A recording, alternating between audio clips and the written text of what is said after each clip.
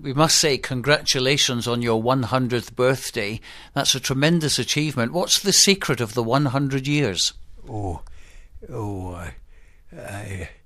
I've been very lucky in life, and people have been very kind and friendly to me. I haven't had many problems. Everything seems to have gone along fairly smoothly. I was lucky. I wasn't called up. Being a farmer, I wasn't involved in war except producing food, you see. I wasn't called up. Thank goodness. I think war's a terrible thing. I had relatives and people. I was at school in the First World War, and things were, talking of rugby, there were no young schoolmasters, no young masters to take the practices. The mistresses in the prep school took rugby with the children there.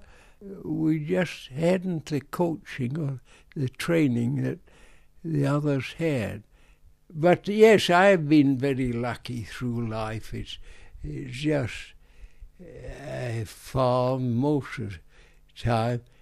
I married a wife who was very interested in health and diet, so that I continued to be well fed and looked after.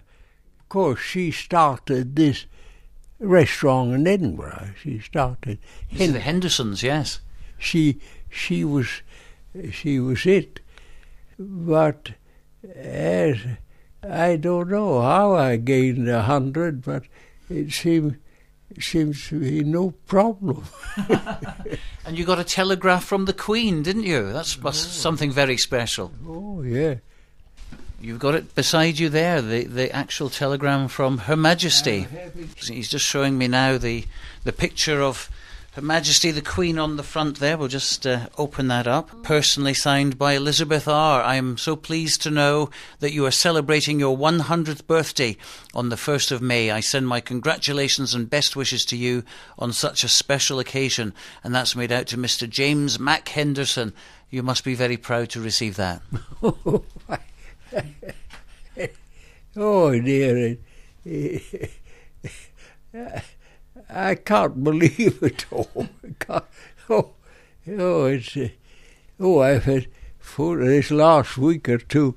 I've had photographs being photographed every day. I think I have a lot of relations.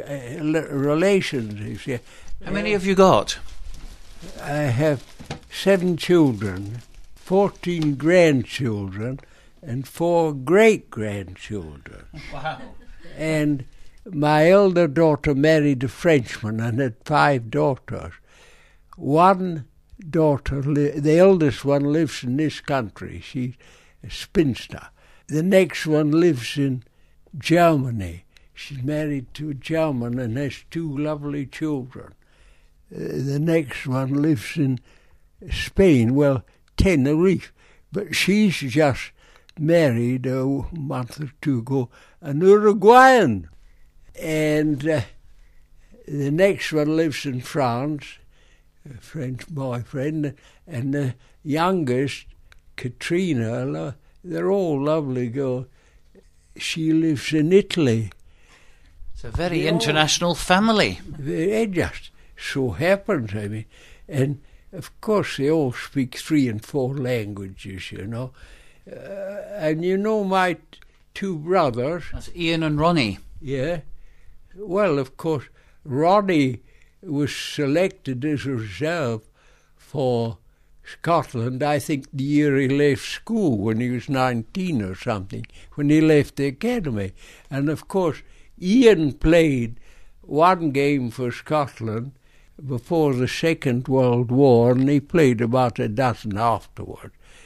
And then I had a cousin, Ian Graham, played in that year. But then Ian went on to play after the war. He played, I think, a dozen games anyway. And Ronnie never played for Scotland. He probably was a better player than his two brothers, me and my Ian.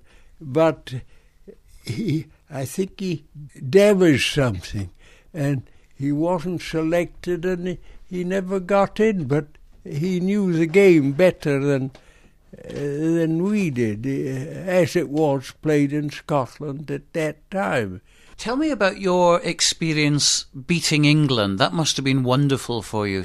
Scotland versus England, 1933. Well, the English game, I had this letter from the Union saying I'd been selected to play against England, and could I be at the A&B Hotel, which is now the Balmoral, at the North British Hotel at 12 o'clock for lunch. And I didn't know the players very well. You see, I'd been out of the country, and then living in the country out here, I didn't come in contact. And I didn't know the players very well. I played in the trials with them, but I didn't know. Anyway, we had lunch, and as I say, I think normally we had a chat and discussion about the game, about what we're going to play, but we didn't, you see. That's why I say that Ian Smith was a soccer player and he didn't know it. But then again, I'd been abroad and I didn't know the people very well, or even the ways of the team and that sort of thing. I was certainly pretty nervous there, but I'd done a good bit of training. Twice a week I went along to East Linton and did sprinting over a short distance, and there was a fellow in East Linton, a joiner to be correct, who was interested in training, and he had runners and soccer players coming to him too. And I went along there twice a week and did short sprinting, quickly off the mark and moving quickly. And he would give me a rub down afterwards. It was next to the East Linton station. Of course, it was in the evening. It was dark, but the lights of the station lit up this public park at East Linton. That's the light. And he brought along his oil and ointment to rub me down in his pocket, and a candle which he lit. That was the light in this tin hut, which is still there. I've got a photograph of it recently. That was my preparation, and it stood very well, the sprinting and quickly off my mark and that sort of thing. As to the game, I just concentrated and I just followed the ball. Oh, I tackled. I was quite a good tackler. But in the game, I really followed the ball and did what I thought was what should be done.